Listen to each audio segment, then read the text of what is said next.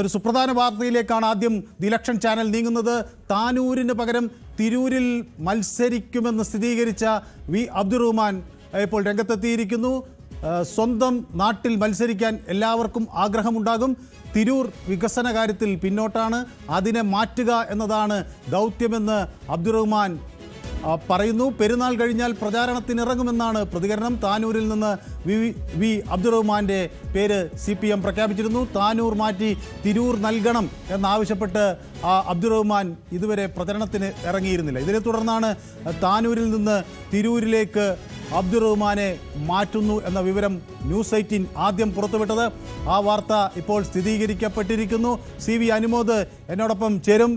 ഇതിൻ്റെ കൂടുതൽ വിവരങ്ങൾ അനുമോദാണ് കഴിഞ്ഞ ദിവസം ഈ സുപ്രധാനമായ വാർത്ത പുറത്തുവിട്ടത്. താനൂരിന് പകരം തിരൂരിൽ തന്നെ അബ്ദുറഹ്മാൻ മത്സരിക്കും എന്ന് അനുമോദ് വ്യക്തമാക്കിയിരുന്നു. അത് ആദ്യഘട്ടത്തിലുള്ള പ്രഖ്യാപനം വന്ന സാഹചര്യത്തിൽ താനൂരിൽ പ്രചരണത്തിനിറങ്ങാൻ അബ്ദുറഹ്മാൻ തയ്യാറാകാത്തത് സമൂഹ മാധ്യമങ്ങളിലൊക്കെ വലിയ തോതിൽ ചർച്ചയായിരിക്കുന്നു. അനുമോദ് പുറത്തുവിട്ട വാർത്ത ഇപ്പോൾ വ്യക്തമായിരിക്കുന്നു, അതിനുള്ള സ്ഥിരീകരണം വന്നിരിക്കുന്നു. MV ഗോവിന്ദൻ മാഷ് രാവിലെ ഇതിൻ്റെ ഒരു സൂചന നൽകി. സ്വതന്ത്ര സ്ഥാനാർത്ഥിയാണ്, അത് മാറ്റുന്നതിൽ തെറ്റില്ല, മത്സരിക്കാമെന്ന്. ഇപ്പോൾ ഏറ്റവും ഒടുവിൽ സ്ഥാനാർത്ഥി തന്നെ അബ്ദുറഹ്മാൻ തന്നെ ഇത് വ്യക്തമാക്കുകയാണ്, പെരുന്നാൾ കഴിഞ്ഞാൽ പ്രചരണത്തിനിറങ്ങും എന്ന്, അല്ലേ?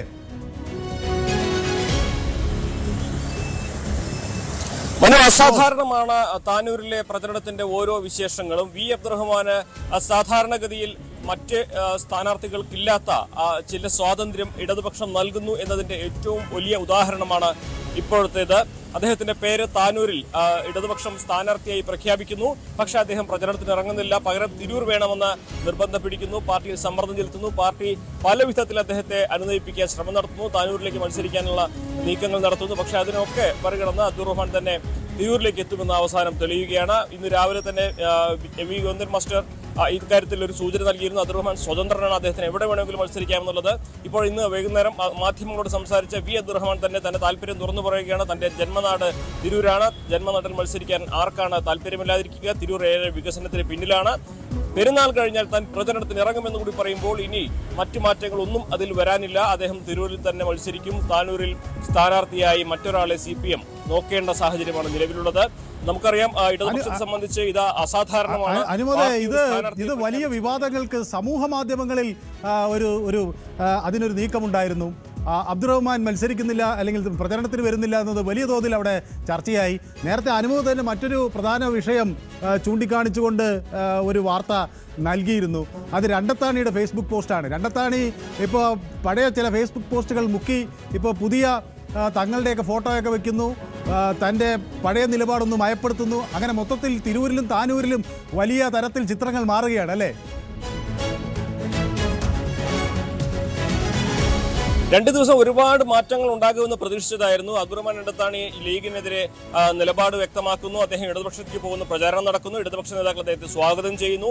അദ്ദേഹം അതിനെ സ്വീകരിക്കുന്ന തരത്തിൽ പ്രതികരിക്കുന്നു. പക്ഷേ വൈകുന്നേരത്തോടെ ചിത്രം മാറുകയാണ്. ഇടതുപക്ഷ അദ്ദേഹത്തിന് സീറ്റ് നൽകില്ല എന്ന് വ്യക്തമാക്കുന്നതോടെ അബ്ദുറഹ്മാൻ വീണ്ടും മുസ്ലിം ലീഗിലേക്ക് തിരിച്ചെത്തുന്ന സാഹചര്യം.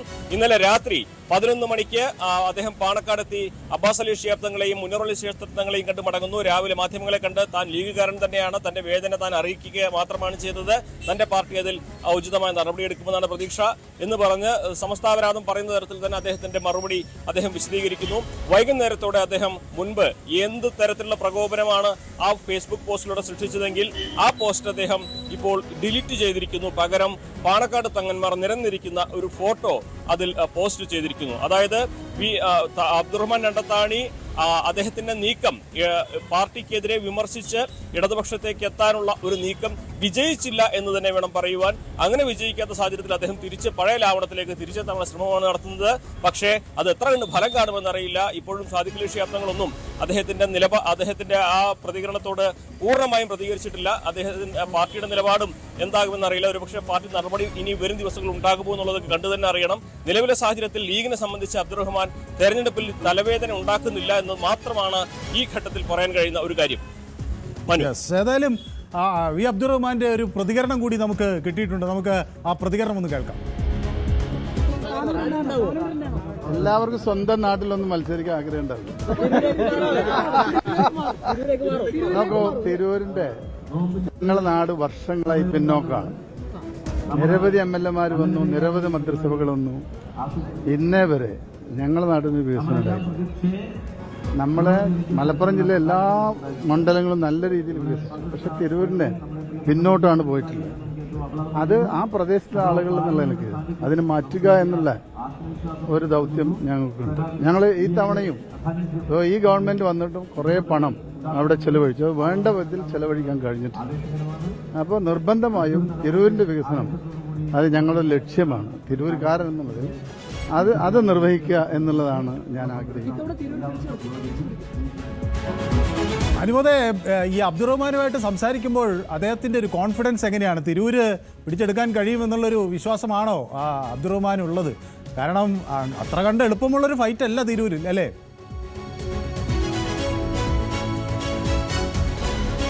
വി അബ്ദുറഹ്മാനെ സംബന്ധിച്ച് തിരൂർ അത്ര അപരിചിതമായ ഒരു മണ്ണല്ല. അദ്ദേഹം 15 വർഷം നഗരസഭയിലെ കൗൺസിലറായും വൈസ് ചെയർമാനായിട്ടുമൊക്കെ സേവനം അനുഷ്ഠിച്ച മണ്ണാണ്. മാത്രമല്ല അദ്ദേഹത്തിന് അവിടെ വ്യാപാര മേഖലയിൽ വലിയ ഒരു ശൃംഖലതയുടെ ബലം തന്നെയുണ്ട്. ആ വ്യക്തിബന്ധങ്ങൾ ഈ തെരഞ്ഞെടുപ്പിൽ വോട്ടാകുമെന്ന് പ്രതീക്ഷിക്കാനാവുമോ അനുമോദേ? വ്യക്തിബന്ധങ്ങൾ ഈ തെരഞ്ഞെടുപ്പിൽ വോട്ടാകുമോ? നേരത്തെ ലീഗിന് വോട്ട് ചെയ്തവരൊക്കെ അത് മാറി ഇന്ന് അല്ലെങ്കിൽ അങ്ങനെയുള്ള ഒരു നിലപാട് മാറ്റും എന്ന് കരുതാനാകുമോ? അല്ല, അതിലേക്കാണ് വരുന്നത്. ഏറ്റവും പ്രധാനമായിട്ട് അവിടെ മത്സരിക്കുന്നത് കുറുക്കോളി മൊയ്തീനാണ്. അദ്ദേഹം വളരെ സാത്വികനായ ഒരു MLA എന്നുള്ള പരിവേഷമുള്ള ആളാണ്. ലീഗിന്റെ ഏറ്റവും ശാന്ത സ്വഭാവനായിട്ടുള്ള MLA ആണ്. അദ്ദേഹം വിവാദങ്ങളൊന്നും പോയി ചാടിയിട്ടില്ല. മാത്രമല്ല മണ്ഡലത്തിൽ എല്ലാവർക്കും അദ്ദേഹത്തെ വലിയ കാര്യമാണ് എന്നുള്ളൊരു വസ്തുതയാണ്. CPM-കാർക്ക് പോലും അദ്ദേഹത്തെ വിമർശിക്കാനുള്ള അവസരം അദ്ദേഹം ഒരുക്കിയിട്ടില്ല.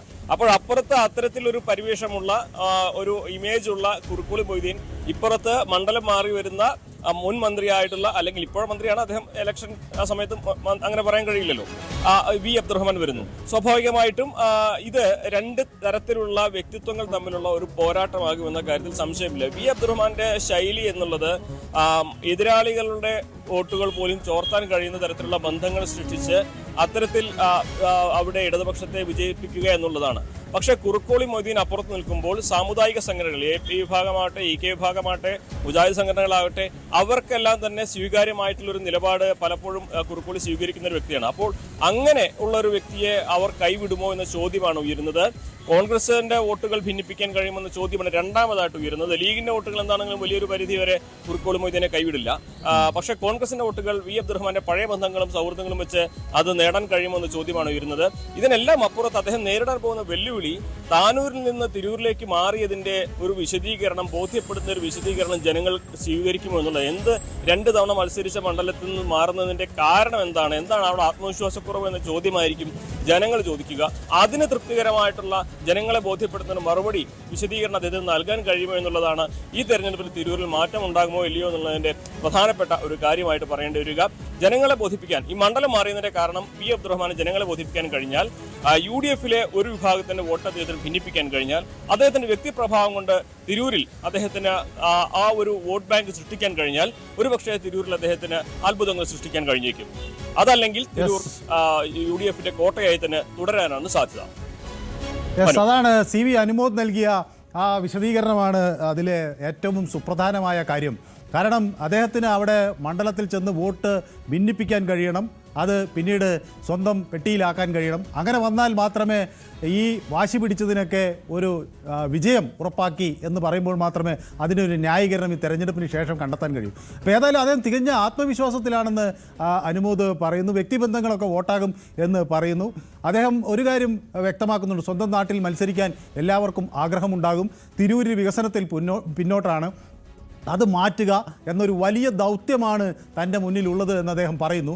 പെരുന്നാൾ കഴിഞ്ഞാൽ പ്രചരണത്തിന് ഇറങ്ങും. അപ്പോൾ നേരത്തെ പ്രചരണത്തിന് ഇറങ്ങാതിരുന്നത് എന്തിനാണ് എന്നതൊക്കെ ഇപ്പോൾ വ്യക്തമായി കഴിഞ്ഞു. ഏതായാലും ഇടതുപക്ഷം അദ്ദേഹത്തിന് അനുകൂലമായ ഒരു നിലപാട് സ്വീകരിച്ചിരിക്കുന്നു. സ്വാഭാവികമായും ഈ തെരഞ്ഞെടുപ്പിൽ അവിടെ തിരൂരും താനൂരും ഒരേപോലെ തന്നെ വലിയ ഒരു ശ്രദ്ധാകേന്ദ്രമായി മാറും എന്ന കാര്യത്തിൽ സംശയമില്ല. കൂടുതൽ വാർത്തകൾക്ക് News 18 Keralam YouTube channel subscribe ചെയ്യുക.